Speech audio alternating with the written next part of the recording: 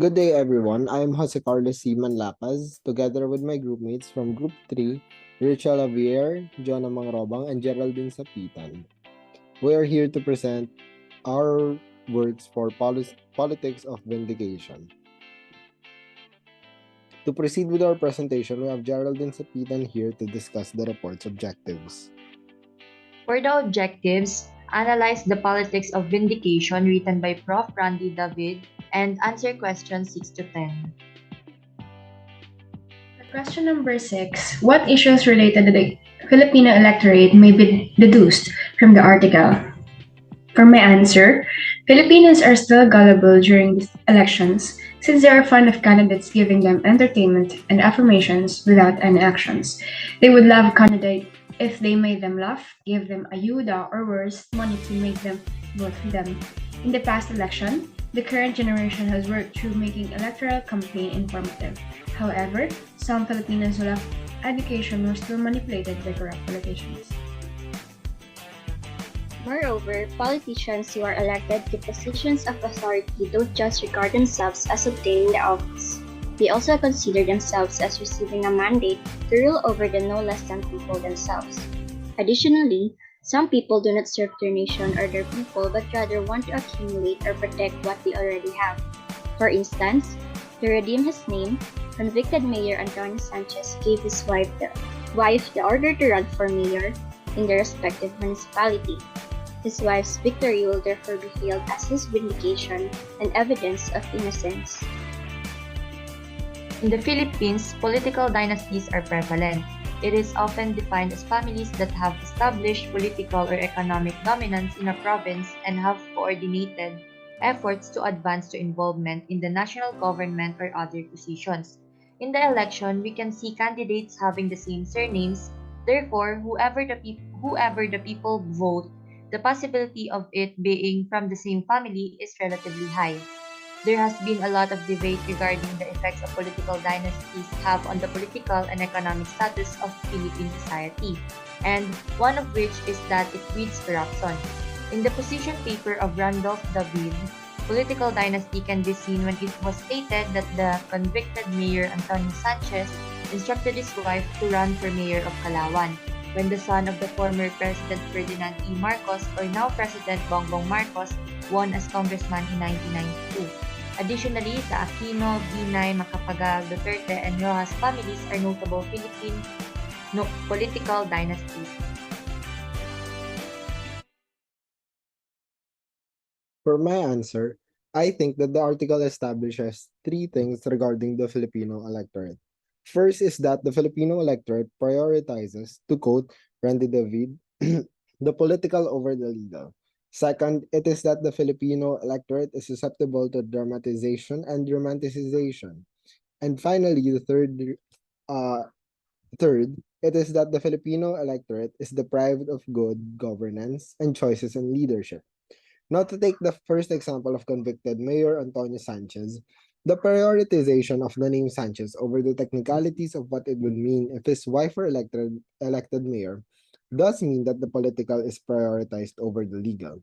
Furthermore, as Randy David supposed, the victory of his wife is also the victory of Antonio Sanchez, and just further builds sympathy for the convicted mayor, and that he was nothing but a victim of political orchestration. Finally, one can see that even a convicted mayor, individual or family, can manage to assert a position in the Philippine politics, which shows that there is a clear deficit of good and clean leaders available for the Philippine electorate. Moving on to the seventh question. How relevant is the essay to the 2022 election? This essay presents a controversial interpretation of customs seen in Philippine election campaigns. It became quite evident to us as we read the author's discussion of the strategies used by aspiring and existing politicians to clean their names in order to run for the office that are still occurring. Many politicians who had been implicated in similar scandals ran for office and were elected in 2022. The goal is to win the election while having the Filipino people believe they are innocent and then to clear their reputations. Despite being handed two plunder charges, Jinggoy Estrada still won his Senate seat. This is proof that many Filipinos who don't bother to research these candidates end up with incompetent leaders in the office. They are only enticed with assurances, and sadly, some of them view election campaigns as nothing more than a source of diversion. But before we get too carried away, we should discuss the man who actually holds the office of the president, Ferdinand Romualdez Marcos Jr.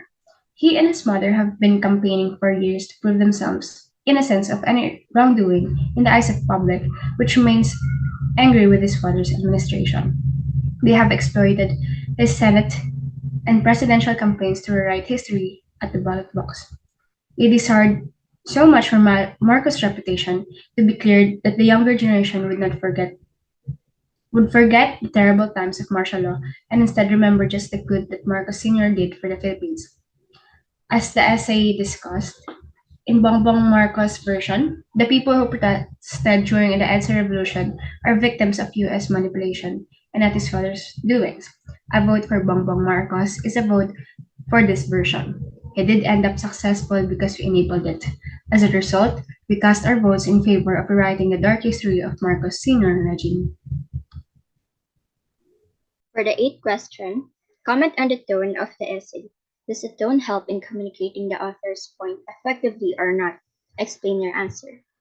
Reading The Politics of Vindication by Randolph S. David, we consider the author's point effective and efficient. The author chooses specific words accurately to explain the facts and observations regarding the issue addressed. As the article can be seen from an academic position, the author's tone must be formal. Moreover, the essay incorporates structured language, good reading abilities, and gives more factual information that can be validated. Somehow, the author's perspective is also visible in the text. The tone aids in convincing the readers as it raises their focus due to the presented concepts. Question number 9. Point out what you note as a fallacy, if there are any, and briefly explain why there are so. So first, let us know what is a logical fallacy. So fallacies are common reasoning flaws that undermine the logic of your argument. It can be either legitimate arguments or unimportant ideas, and they are frequently discovered because they lack supporting evidence. So, here are some of the fallacies that we noted. First is the slippery note. Had Marcos prevailed in 1986 and really would not be a legislator today, and Mr. Ramos would not be president. This is a conclusion based on the premise that if A happens, then eventually, through series of small steps, through B, C, X, Y, or Z will happen too. So if we don't want Z to occur, A must not be allowed to happen either. Next is hasty generalization. People run not to serve but to accumulate or to protect what they already have. This is a conclusion based on insufficient or biased evidence. In other words, you are rushing to a conclusion before you have all the relevant facts. This fallacy often leads to misinformation and stereotypes. Avoid jumping to conclusion based on limited samples. Next is post hoc. His popularity thus made him an innocent man, even as he claims it was his innocence that made him popular. This is a conclusion that assumes that if A occurred after B, then B must have caused A.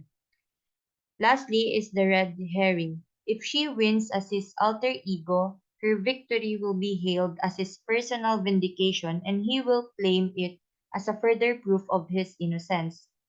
This is a diversionary tactic that avoids the key issues, often by avoiding opposing arguments rather than addressing them. So instead of focusing on the conviction and crime of Mayor Sanchez, he avoided it by instructing his wife to run for mayor of Calauan and using her win to prove his innocence.